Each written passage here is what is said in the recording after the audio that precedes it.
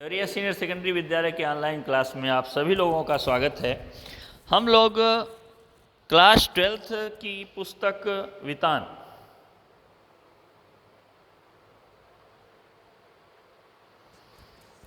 के प्रथम अध्याय सिल्वर वेडिंग को पढ़ रहे थे, जिसका 5 वीडियो आप लोगों को प्राप्त हो चुका है। 6वें वीडियो को लेकर के मैं आज फिर उपस्थित हुआ हूँ। पंत जी के घरेलू अटकलों, घरेलू तुतुमे में का प्रभाव उनकी लाइफ में विधिवत दिखाई पड़ता है। उसको लेके आपने पढ़ा। उनका अपनी पत्नी और बेटी से टकराव होता रहता है, विचारों की टकराहट होती रहती है। और आज ऑफिस से बहुत देर करके 8:30 बजे पंत जी अपने घर पहुंच रहे हैं। तो घर पे सब कुछ बदला सा है। घर जो एकदम नॉर्मल सा था, वहाँ पे एक लकड़ी के टुकड़े पर, लकड़ी के तख्ती पर उनका नाम तो लिखा हुआ, लेकिन इतनी सजावट है कि पहचानना मुश्किल है। घर में इतना बड़ा प्रोग्राम है और घर के मालिक को ही पता नहीं। ये बात भाई इनको थोड़ा अटपटी लगी। लग रहा है कि सब कुछ बदल गया है। क्या कहीं ऐसा तो नहीं कोई और आ गया है? जो भी है, कुछ गड़बड़ तो है। और क्वार्टर में कदम रखने का साहस जुटाया जब कार वाले लोग चले गए तब। और भीतर अब भी पार्टी चल रही थी। उनके पुत्र पुत्रियों के कई मित्र तथा उनके कुछ रिश्तेदार जमे हुए थे अभी भी, क्योंकि पार्टी चल ही रही है। उनके बड़े बेटे ने झिड़की सी सुनाई, थोड़ा सा नाराज़गी दिखाई। डांट नहीं रहा है। बब्बा, आप भी याद करते हैं सिल्वर वेडिंग के दिन 8:30 बजे घर पहुंचे हैं। अभी तक मेरे बॉस आपकी राह देख रहे थे।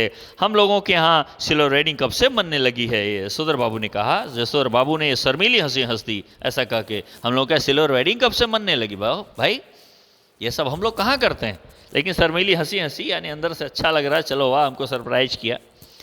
जब से तुम्हारा बेटा 1,500 माहवार कमाने लगा, तब से यह टिप्पणी चंद्रदत्त तिवारी की, जो इसी साल MAS पास हुआ और दूर के रिश्ते से यशोधर बाबू का भांजा लगता है। सगा भांजा नहीं है, दूर के रिश्ते का भांजा है।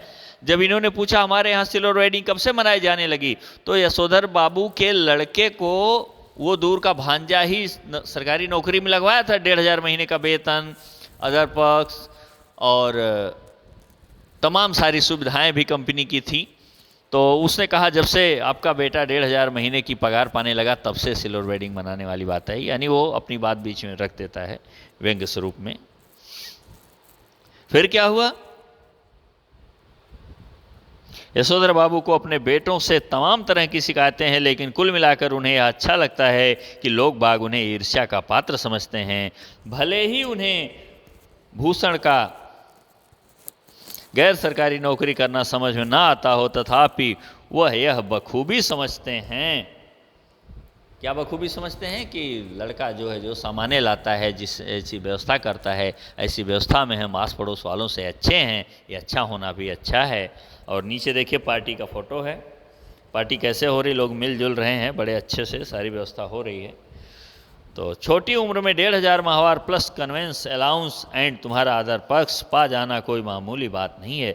जिस तरह की सुविधा तुम इस नौकरी से पा रहे हो, 1,500 रुपया महीना, कन्वेंस यानी आने जाने के लिए भी खर्चा कर रही है वो कंपनी, और अदर पर्क्स यानी और भी तमाम खर्चे आपके दे रही है। इस तरह का इतनी छोटी उम्र वाले व्यक्ति का इस तरह की नौकरी पाना थोड़ा सा इनको समहाउ इम्प्रॉपर लगता है इसमें कोई खोट होगी, ज़्यादा दिन तक ये नहीं चलेगी। सरकारी नौकरी करना चाहिए था जो बुढ़ापे तक साथ देती है। बेवकूफ़ है लड़का जो कि प्राइवेट नौकरी कर रहा है अधिक पैसे के चक्कर में। ऐसा नहीं करना चाहिए इसको। इसी तरह भले यशोधर बाबू ने बेटों की खरीदी हुई हर नई चीज़ के संदर्भ में यही टिप्पणी की हो कि ये क्या हुई, संभाव मेरी तो समझ में नहीं आता। जो भी नई सामान खरीद के लाते हैं, कूलर, फ्रिज, टीवी, सब के बारे में समहाउ इम्प्रॉपर कहते हैं। वो सामान इनको अच्छी नहीं लगती, या वो सामान इनके हिसाब से नहीं अच्छी, ऐसा वो कहते हैं। समहाउ मेरी तो समझ में आता ही नहीं, इसकी क्या ज़रूरत थी। तथापि इसके बाद भी उन्हें कहीं इस बात से थोड़ी खुशी भी होती है कि इस चीज़ के आ जाने से उन्हें नए दौर के निश्चय ही गलत मानकों के अनुसार बड़ा आदमी मान लिया जा रहा है। थोड़ी सी अच्छा भी लगता है ये सब कि चलो सामान ज़्यादा होगी, घर परिवार के बगल में रहने वाले लोग सोचेंगे हम बड़े आदमी हैं, जबकि ऐसा मानना गलत है। दुनिया वाले अगर ऐसा मानते हैं कि तमाम सामान वाला होने पर बड़ा आदमी मान लिया जाए, तो ये यशोधर बाबू के हिसाब से गलत है। लेकिन फिर भी उस गलत मानक के आधार पर ही बड़ा आदमी मान लेना भी इनको थोड़ा सा प्रसन्नता देता है। मिसाल के लिए जब बेटों ने गैस चूल्हा जुटाया तब यशोधर बाबू ने उसका विरोध किया। आज भी वह यही कहते हैं कि इस पर बनी रोटी मुझे तो समहाउ रोटी जैसी लगती, समहाउ जैसी लगती है, समहाउ जैसी लगती है नहीं। तथापि वह जानते हैं गैस न होने पर वह इस नगर में चपरासी श्रेणी के मान लिए जाते। अगर गैस चूल्हा भी न होता तो लोग उनको वैसे ही मानते कि चपरासी जैसे कंडीशन में रह रहे हैं और उनकी श्रेणी गिर जाती या अच्छे स्टेटस वाले नहीं माने जाते, क्योंकि उस समय में प्रायः लोगों के पास गैस चूल्हा वगैरह होता था। बहुत समय पहले की बात है लेकिन होता था। गैस न होने पर वह इस नगर में चपरासी श्रेणी के मान लिए जाते। इसी तरह फ्रिज के संदर्भ में आज भी यशोधर बाबू यही कहते हैं कि मेरी समझ में आज तक यह नहीं आया कि इसका क्या फ़ायदा, इसका फ़ायदा क्या है। बासी खाना खाना अच्छी आदत नहीं ठहरी। इनको लगता है फ्रिज केवल इसीलिए है कि खाना बासी करके खाया जाए, एक टाइम बनाओ, ज़्यादा पड़ जाए रख लो, ख़राब नहीं होगा, शाम को भी खा लेना, इसलिए शायद फ्रिज होती है। According to Y D Pant ji के अनुसार। और यह ठहरा इसी काम का, फ्रिज और किसी काम का है नहीं। सुबह बना के रख दिया और शाम को खाया। इसमें रखा हुआ पानी भी मेरे मन को आता नहीं, गला पकड़ लेता है। कहते हैं मगर इस बात से संतुष्ट होते हैं कि घर आए साधारण हैसियत वाले मेहमान इस फ्रिज का पानी पीकर अपने को धन्य अनुभव करते हैं। ऐसा सोच के उनको खुशी मिलती है। अपनी सिल्वर वेडिंग की यह भव्य पार्टी भी यशोधर बाबू को समहाउ इम्प्रॉपर ही लगी। तथापि उन्हें इस बात से संतोष हुआ कि जिस अनाथ यशोधर के जन्मदिन पर कभी लड्डू नहीं आए, जिसने अपना विवाह भी कोऑपरेटिव से 2-4 हज़ार कर्जा निकाल कर किया, बगैर किसी खास धूमधाम के किया, उसके विवाह की 25वीं वर्षगांठ पर केक, 4 तरह की मिठाई, 4 तरह की नमकीन, फल, कोल्ड ड्रिंक्स, चाय, सब कुछ मौजूद है। यह सोच करके वो काफ़ी संतुष्ट हैं, काफ़ी खुश हैं। अच्छा लगता है कि चलो ये अच्छे दिन भी देखने को आए, मन को प्रसन्नता मिलती है। लोग हमारे यहाँ पार्टी में आ रहे हैं। कभी वो हाल थी, अपना विवाह करने के लिए भी हमको बहुत कुछ उधार लेके करना पड़ा था, क्योंकि पिताजी नहीं थे इसलिए।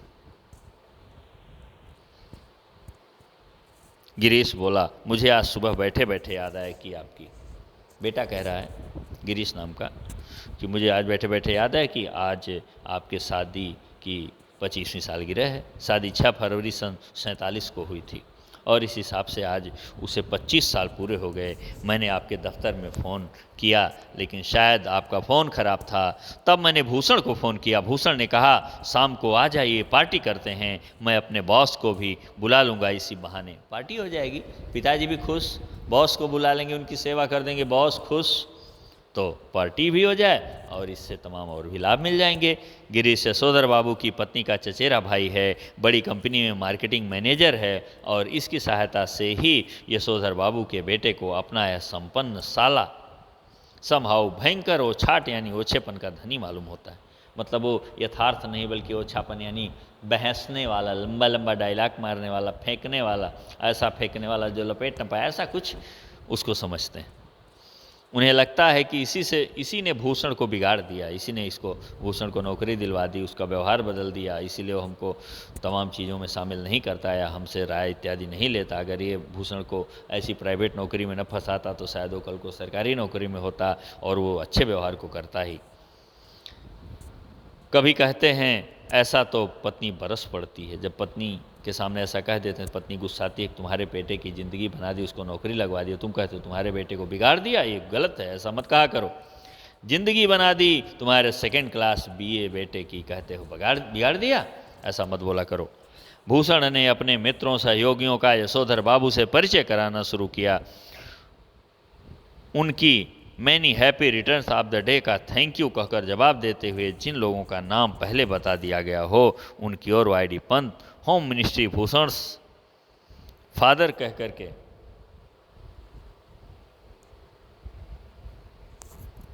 पहले बता दिया गया हो, उनकी ओर Y D. Pant, home ministry Bhushan father कहकर स्वयं हाथ बढ़ाते हुए यशोधर बाबू ने हरचंद यह जताने की कोशिश की, हरचंद माने जैसे भी, हर तरह से बताने की कोशिश की कि भले ही वह संस्कारी कुमायूनी हैं तथापि विलायती रीति रिवाज से भली भांति परिचित हैं। किसंदा कहा करते थे कि आना सब कुछ चाहिए, सीखना हर एक की बात ठहरी, लेकिन अपनी छोड़नी नहीं हुई। अपने संस्कारों को, अपने गुणों को छोड़ना नहीं चाहिए, लेकिन अच्छे संस्कार, अच्छी चीज़ें, अच्छी भाषा मिलती है तो उसको सीखना जरूर चाहिए। टाई सूट पहनना आना चाहिए, लेकिन धोती कुर्ता अपनी पोशाक है, यह नहीं भूलना चाहिए। अब बच्चों ने एक और विलायती परंपरा के लिए आग्रह किया है। यशोधर बाबू अपनी पत्नी के साथ केक काटे, घरवाली काटें, ऐसा उन्होंने निवेदन किया, आग्रह किया। घरवाली पहले थोड़ा शर्माई, लेकिन जब बेटी ने हाथ खींचा तब उसे केक के पीछे जा खड़ी होने में कोई हिचक नहीं हुई। वहीं से उसने पति को भी पुकारा कि आ जाइए केक काटते हैं, जो भी है कोई शब्द यूज की होगी। यशोधर बाबू को केक काटना बचकानी बात मालूम हुई। उनको ये अच्छा नहीं लगा कि मैं पत्नी के साथ जाके इस उम्र में केक काटूं और लोग मुझे बधाइयाँ दें। यशोधर बाबू को केक काटना बचकानी बात मालूम हुई। बेटी उन्हें लगभग खींच कर ले गई। बेटी है, ज़बरदस्ती करके ले गई नहीं, बब्बा चलो, पिताजी चलो, आज काटो, एक केक काटो, मम्मी के साथ काटो, 25वें सालगिरह है। यशोधर बाबू ने कहा, somehow I don't like all this, मैं इन सब चीज़ों को पसंद नहीं करता, लेकिन एनीवे उन्होंने केक काट ही दिया। गिरीश ने उनकी यह अनमनी किंतु संतुष्ट छवि कैमरे में कैद कर ली, यानी फ़ोटो खींच के रख लिया। अब पति पत्नी से कहा गया कि वे केक से मुंह मीठा करें। किसका? एक दूसरे का। पत्नी ने खा लिया, मगर यशोधर बाबू ने इनकार कर दिया। उनका कहना था कि मैं केक खाता नहीं, इसमें अंडा पड़ा होता है। उन्हें याद दिलाया गया कि अभी कुछ वर्षों पहले तक आप मांसाहारी थे, एक टुकड़ा केक खा लेने में क्या हो जाएगा, अभी शाकाहारी तो जल्दी से हुए हो। लेकिन वह नहीं माने। तब उनसे अनुरोध किया गया कि लड्डू ही खा लें। भूषण के एक मित्र ने लड्डू उठाकर उनके मुंह में ठूसने का यत्न किया, जबरदस्ती खिलाना चाहा, लेकिन यशोधर बाबू इसके लिए भी राजी नहीं हुए। उनका कहना था कि मैंने अब तक संध्या नहीं की है। इस पर भूषण ने झुझला कर कहा, तो बब्बा पहले जाकर संध्या कीजिए, आपकी वजह से हम लोग कब तक रुके रहेंगे। तो कहते हैं, नहीं नहीं, आप सब लोग खाइए। यशोधर बाबू ने बच्चों के दोस्तों से कहा, please go ahead, no formality, मेरे लिए मत रुकिए, आप लोग जाइए, निश्चिंत होकर के खाना खाइए। यशोधर बाबू ने आज पूजा में कुछ ज़्यादा ही देर लगाई। इतनी देर की ज़्यादातर मेहमान उठकर चले जाएं तो ये भी बच्चों को बुरा ही लगेगा। उनकी पत्नी, उनके बच्चे बारी बारी से आकर झांकते रहे और कहते रहे, जल्दी कीजिए, मेहमान लोग जा रहे हैं। लेकिन उनके ऊपर कोई फ़र्क नहीं पड़ा। शाम की 15 मिनट की पूजा को लगभग 25 मिनट तक खींच लेने के बाद भी जब बैठक से मेहमानों की आवाज़ें आती सुनाई दी, तब यशोधर बाबू पद्मासन लगाकर ध्यान लगाने बैठ गए। वह चाहते थे कि उन्हें प्रकाश का एक नीला बिंदु दिखाई दे, मगर उन्हें किसंदा दिखाई दे रहे थे। प्रकाश का नीला बिंदु का अर्थ है, जब भगवान का ध्यान लगाया जाए तो निश्चित रूप से एक दिन ऐसा आता है जब व्यक्ति अपने उस साधना को आगे बढ़ा लेता है और एक नीला सा प्रकाश दिखता है जो स्वयं आत्मा का प्रकाश होता है। ये कल्पना से नहीं दिखता है, बल्कि कोशिश करने से ही यह आत्मा की छवि आपको दिखाई देती है, ऐसा मानते हैं। तो उस समय किसंदा दिखाई देने लगे, इनको कल्पना में दिखाई देने लगे। यशोधर बाबू किसंदा से पूछ रहे थे कि जो हुआ होगा से आप कैसे मर गए। किसंदा कह रहे थे कि भाव माने बच्चा, सभी जन इसी जो हुआ होगा से ही मरते हैं। गृहस्थ हो, ब्रह्मचारी हो, अमीर हो, गरीब हो, मरते जो हुआ होगा से ही हैं। चाहे कोई गृहस्थी हो, चाहे कोई ब्रह्मचारी हो, चाहे कोई गरीब और अमीर हो, लेकिन मरते तो जो हुआ होगा से ही हैं। हाँ, शुरू में और आखिर में सब अकेले ही होते हैं। अपना कोई नहीं ठहरा दुनिया में, बस अपना नियम ही अपना हुआ। बाकी कोई भी किसी तरह से कैसी भी अपना तो नहीं दिखा पाता, और हर किसी की मृत्यु जो हुआ होगा से ही मर जाती। यानी जब मृत्यु आनी होती है, आखिरी समय में आपकी बोलती बंद हो गई, आवाज़ नहीं निकल रही, क्या दर्द हुआ, कैसे क्या हुआ, कैसे मरे, ये कौन जान पाता है, यही कहना चाहते हैं वो। यशोधर बाबू ने पजामा कुर्ते पर ऊनी ड्रेसिंग गाउन पहने, क्योंकि लड़की लेके आई थी ना। सिर पर गोल विलायती टोपी, पाँव में देसी खड़ाऊँ, हाथ में डंडा धारण किए इस किसंदा से अकेलेपन के विषय में बहस करनी चाहिए। उनका विरोध करने के लिए नहीं, बल्कि बात कुछ और अच्छी तरह से समझने के लिए उन्होंने बहस किया। ऐसा नहीं बहस करके अपने गुरुजी का अपमान करते या विरोध करते, बल्कि उनसे किसी चीज़ को और स्पष्ट ढंग से समझने के लिए ऐसा किया। हर रविवार किसंदा शाम को ठीक 4 बजे यशोधर बाबू के घर आया करते थे। उनके लिए गर्मा गर्म चाय बनवाई जाती थी। उनका कहना था कि जिसे फूंक मारकर न पीना पड़े वह चाय कैसी। चाय सुड़कते हुए किसंदा प्रवचन करते थे और यशोधर बाबू बीच बीच में शंकाएं उठाते थे और वे उन शंकाओं का जवाब देते थे। यशोधर बाबू को लगता है कि किसंदा आज भी मेरा मार्गदर्शन कर सकेंगे, मरने के बाद भी आत्मा के रूप में आकर के, और बता सकेंगे कि मेरे बीवी बच्चे जो कुछ भी कर रहे हैं उसके विषय में मेरा रवैया क्या होना चाहिए। मैं उनको डांटूं, फटकारूं, चुप रहूं, क्या करूं, बता दें कुछ। लेकिन किसंदा तो वही अकेलेपन का खटराग अलापने पर आमादा मालूम होते हैं। कैसी बीवी, कहाँ के बच्चे, जब उनके खुद के थे नहीं तो इनको क्या समझाएं उस बारे में। यह सब माया ठहरी और यह भूषण जो आज इतना उछल रहा है वह भी किसी दिन इतना ही अकेला और असहाय अनुभव करेगा जितना आज तू कर रहा है। परेशान न हो, अगर तुम्हें ये बुढ़ापे में मान नहीं दे रहा तो यही कौन बुढ़ापे में मान पाएगा। यशोधर बाबू बात आगे बढ़ाते, लेकिन उनकी घरवाली उन्हें झिड़कते हुए आ पहुंची कि आज पूजा में ही बैठे रहोगे। यशोधर बाबू आसन से उठे और उन्होंने दबे स्वर में पूछा। क्या पूछा? मेहमान गए? पत्नी ने बताया, कुछ गए हैं कुछ हैं। उन्होंने जानना चाहा कि कौन कौन हैं। आश्वस्त होने पर कि सभी रिश्तेदार ही हैं, वह उसी लाल गमछे में बैठक में चले गए जिसे पहनकर वह संध्या करने बैठे थे। यह गमछा पहनने की आदत भी उन्हें किसंदा से विरासत में मिली है और उनके बच्चे इसके सख्त खिलाफ हैं। भाई जो काम नहीं करने चाहिए मत करिए, लेकिन नहीं मानते। Everybody gone, party over. Yashodhar babu ने मुस्कुराकर अपनी बेटी से पूछा। अब गोया गमछा पहने रखा जा सकता है, बेटी भी क्यों न जल भुन जाए। उनकी बेटी झल्लाई, लोग चले गए, इसका मतलब यह थोड़ी है कि आप गमछा पहनकर बैठक में आ जाएं। बब्बा, यू आर द लिमिट, मतलब आप अपने आप को रोको, आप ऐसा मत करो।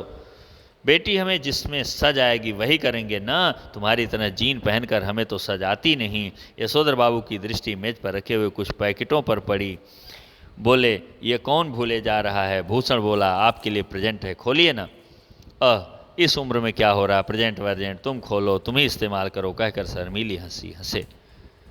भूषण सबसे बड़ा पैकेट उठाकर खोलते हुए बोला, इसे तो ले लीजिए, यह मैं आपके लिए लाया हूँ। ऊनी ड्रेसिंग गाउन। आप सवेरे जब दूध लेने जाते हैं वो बाप फटा पुलोवर पहनकर चले जाते हैं, जो बहुत बुरा लगता है। आप इसे पहनकर जाया कीजिए। बेटी पिता का पजामा कुर्ता उठा लाई, इसे पहनकर गाउन पहने। थोड़ा सा नानुच करने के बाद यशोधर जी ने इस आग्रह की रक्षा की। गाउन का शैश कसते हुए उन्होंने कहा, अच्छा तो यह ठहरा ड्रेसिंग गाउन। उन्होंने कहा और उनकी आंखों की कोर में जरा सी नमी चमक गई। यह कहना मुश्किल है कि इस घड़ी उन्हें यह बात चुभ गई कि उनका बेटा यह कह रहा है कि आप सवेरे ड्रेसिंग गाउन पहनकर दूध लाने जाया करें। वह यह नहीं कह रहा है कि दूध मैं ला दिया करूँगा, या कि इस गाउन को पहनकर उनके अंगों में किसंधा उतर आया है जिसकी मौत जो हुआ होगा से हुई थी। अगर बेटा इतना कह देता तो यशोधर बाबू संतुष्ट हो जाते, लेकिन पिता के लिए ये बच्चे इतना तक कहने को नहीं तैयार हैं। यही इनके जीवन का परम दुख है और यही इनके परिवार में आपसी टकराहट का कारण है। आज का वीडियो इतना ही। जो बात नहीं समझ में आए आप व्हाट्सएप नंबर पर पूछ सकते हैं और अगले वीडियो में क्वेश्चन आंसर का डिस्कस करते हुए फिर मुलाकात होगी। तब तक के लिए धन्यवाद।